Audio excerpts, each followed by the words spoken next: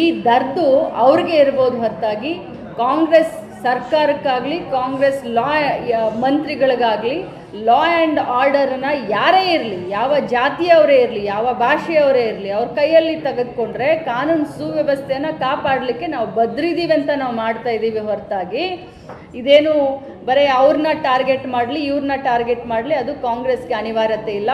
ಈ ಅನಿವಾರ್ಯತೆ ಏನಾದರೂ ಜಾತಿ ನೆಲದ ಮೇಲೆ ರಾಜಕಾರಣ ಮಾಡುವಂಥ ಅನಿವಾರ್ಯತೆ ಏನಾದರೂ ಇದ್ದರೆ ಅದು BJPಯವರಿಗಿದೆ, ಅದು ಸುನಿಲ್ ಕುಮಾರ್ ಅವ್ರಿಗಿದೆ ಅಂತ ಹೇಳಲಿಕ್ಕೆ ಬಯಸ್ತೇನೆ. ನೋಡಿ, ಮೊದಲನೇದಾಗಿ ನಾನು ಸುನಿಲ್ ಕುಮಾರ್ ಅವ್ರಿಗೆ ಹೇಳಲಿಕ್ಕೆ ಬಯಸ್ತೇನೆ, ಬಹಳಷ್ಟು ಜವಾಬ್ದಾರಿಯುತ ಸ್ಥಾನದಲ್ಲಿದ್ದಂಥವರು, ಮಾಜಿ ಮಂತ್ರಿಗಳು. ನಾನು ಜಿಲ್ಲಾ ಉಸ್ತುವಾರಿ ಸಚಿವೆ ಇದ್ದೀನಿ ಅಲ್ಲಿ. ನಾವು ಬರೀ ಹಿಂದೂ ವಿರೋಧಿ ಅಂತ ಅಲ್ಲ, ನಾವು ಕೂಡ ಹಿಂದೂನೇ. ನಮ್ಮ ಮುಖ್ಯಮಂತ್ರಿಗಳ ಹೆಸರಲ್ಲಿನೇ ಸಿದ್ದರಾಮಯ್ಯ ಇದ್ದಾರೆ. ನಾವು ಮಹಾತ್ಮ ಗಾಂಧೀಜಿಯವರ ಪಕ್ಷದವರು. ಮಹಾತ್ಮ ಗಾಂಧೀಜಿಯವರು ರಾಮನ ಭಕ್ತರೆಷ್ಟಂತ ಇಡೀ ಜಗತ್ತಿಗೆ ಗೊತ್ತಿದೆ.